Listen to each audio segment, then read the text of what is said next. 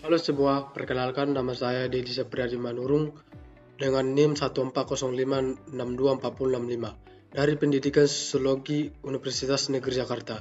Di video kali ini, saya akan membahas tentang teror geng motor di Majalengka saat ini. 12 anggota geng motor diringkus Polres Majalengka, barang bukti samurai turut diamankan. Polsek Majalengka Kota bersama Polres Majalengka dan Satpol PP berhasil mengamankan geng motor di wilayah lingkungan Marga Rahayu, Kelurahan Cicurug, Kecamatan Majalengka, pada Minggu, 8 Desember 2024 dini hari.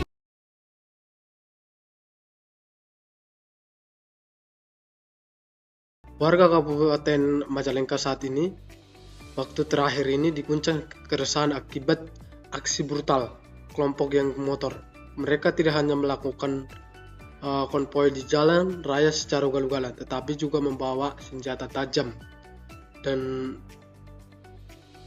senjata tajam lainnya, menyerang warga dan menciptakan ketakutan antara warga.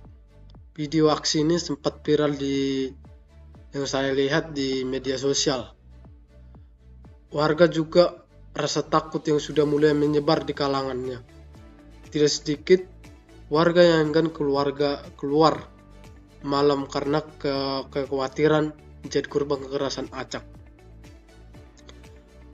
Polres Majalengka ini bergerak cepat dengan mengimbau masyarakat untuk tidak mudah percaya terhadap kabar yang belum jelas asal-usulnya. Di sisi lain, aparat mulai melacak kelompok-kelompok ini dan telah mengamankan sejumlah pelaku.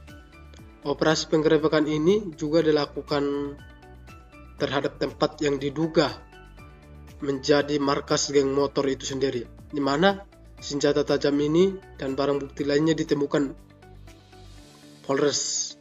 Namun, teror geng motor ini tidak bisa dilihat hanya sebagai masalah kriminal belakangan.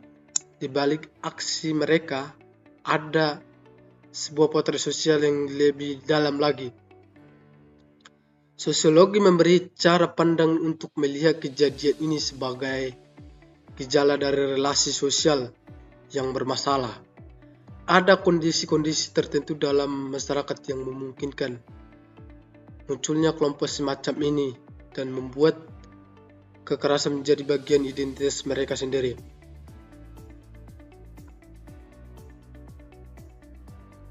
Banyak pelaku geng motor adalah remaja.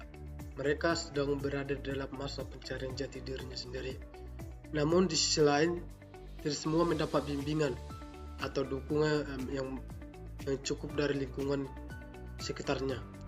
Dalam situasi ini, mereka cenderung mencari kelompok yang bisa mencari rasa memiliki dan pengakuan. Geng motor ini menawarkan ikatan solidaritas dan status di antara teman sebaya meskipun melalui cara yang melanggar hukum. Fenomena ini selaras dengan konsep dari Emil Durkheim mengenai anomi atau keadaan tanpa norma. Ketika norma sosial tidak lagi kuat mengikat individu, maka kekosongan nilai muncul dan orang-orang akan bertindak berdasarkan kehendaknya sendiri, seringkali tanpa memperhatikan dampaknya terhadap masyarakat. Ketidakstabilan norma ini sering terjadi di masyarakat yang mengalami perubahan cepat, baik karena modernisasi, urbanisasi, atau tekanan ekonomi. Geng motor ini bisa juga dijelaskan teori konflik Karl Marx yang memiliki bahwa ketimpangan dalam akses terhadap sumber daya manusia itu kurang, dan pendidikan dan kesempatan hidup masih kurang, dan lahirnya perlawanan dalam bentuk destruktif. Remaja yang merasa tidak punya masa depan atau jalan untuk memperbaiki nasib cenderung menyuarakan frustasinya melalui rasa-rasa ekstrim. Bagi sebagian dari mereka, kekerasan bukan hanya pelampiasan, tetapi bentuk protes terhadap sistem yang dianggap tidak adil. Dari sudut lain, Sosiolog seperti Howard Baker menjelaskan perilaku menyimpang dengan pendekatan pelabelan. Ketika remaja sekali melakukan kesalahan lalu dicap sebagai nakal atau berandalan, masyarakat sering kali menolak memberi mereka kesempatan untuk memperbaiki dirinya sendiri. Label ini kemudian diinternalisasikan dan mereka merasa identitas tersebut memang bagian dari diri mereka sendiri. Hal ini memperkuat ketertarikan pada kelompok-kelompok yang dianggap bisa menerima mereka tanpa syarat. Masalah ini tidak berhenti di para pelaku, tapi lemahnya kontrol sosial juga terjadi pemicu antara geng motor dengan masyarakat. Kontrol sosial informal ini lemah ini banyak keluarga yang sibuk bekerja dan tidak sempat terlibat aktif dalam kehidupan anak-anaknya mereka. Sekolah pun terkadang lebih fokus pada akademik, prestasi,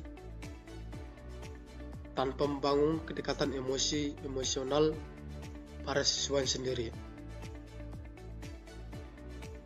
Situasi ini membuat remaja merasa sendirian dan mudah terbawa arus lingkungan negatif. Beberapa upaya pencegahan sudah mudah untuk dijalankan. Polisi di Majalengka misalnya telah mengunjungi sekolah-sekolah untuk memberikan edukasi mengenai bahaya geng motor. Mereka berdialog dengan siswa dan guru atau kepala sekolah, berusaha membuka ruang komunikasi agar remaja ini memahami risiko bergabung dengan kelompok semacam geng motor ini. Pendekatan ini menjadi langkah awal yang cukup penting karena menyentuh langsung aktor potensial dari masalah ini. Namun di sisi lain, pencegahan tidak bisa hanya dibebankan pada polisi. Masyarakat perlu menciptakan lebih banyak ruang aman bagi remaja, tempat berkumpul yang positif, kegiatan yang bisa menyalurkan energi mereka, serta pelatihan keterampilan untuk mempersiapkan masa depan mereka. Tetapi bisa menjadi jalan keluar yang lebih nyata di dalam kehidupan mereka itu. Ketika remaja merasa dihargai, punya tujuan hidup, mereka tidak akan mudah tergoda untuk bergabung dengan sekelompok geng motor ini. Pemerintah daerah juga dapat memfasilitasi program pemuda berbasis komunitas, misalnya seperti mengaktifkan kembali balai warga, pusat kreatif atau wadah seni dan olahraga. Program-program ini tidak hanya memberikan kesibukan yang hidup, tetapi juga membangun masa rasa tanggung jawab mereka, solidaritas yang positif, dan kepercayaan diri. Masyarakat yang aman bukan hasil penegakan hukum, tetapi juga harus relasi sosial yang sehat. Ketika warga saling mengenal dan peduli, ketika anak-anak tumbuh di lingkungan yang mendukung, dan ketika remaja diberi ruang untuk berkembang tanpa takut dikucilkan, maka memungkinkan munculnya kekerasan akan jatuh berkurang. Kasus geng motor di Majalengka ini seharusnya menjadi pengingat bahwa masalah sosial ini tidak akan selesai jika hanya dilihat dari permukaannya. Aksi kriminal memang harus dihentikan, tetapi lebih penting